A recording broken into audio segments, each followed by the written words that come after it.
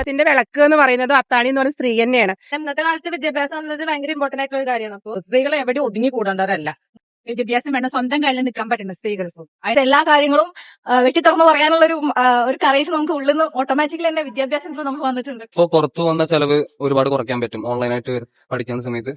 അപ്പൊ അവർക്ക് വീട്ടിൽ നിന്ന് തന്നെ ഓൺലൈനായിട്ട് പഠിക്കുകയും ചെയ്യാം. എഡ്യൂക്കേഷൻ ഒരുപാട് ഇമ്പോർട്ടൻസ് ഉണ്ട്. ജോലിക്കായാലും എന്തിനായാലും ഇപ്പൊ ഭയങ്കര ഓപ്പർച്യൂണിറ്റീസും കാര്യങ്ങളുണ്ട്. കൂടുതൽ പഠിക്കാനും എല്ലാ കാര്യങ്ങളും കുറച്ച് അറിവ് കൂടി ഉണ്ടാവുമല്ലോ. നല്ല കാര്യമാണ്. ഇന്ന് മാർച്ച് 8 ലോക വനിതാ ദിനം.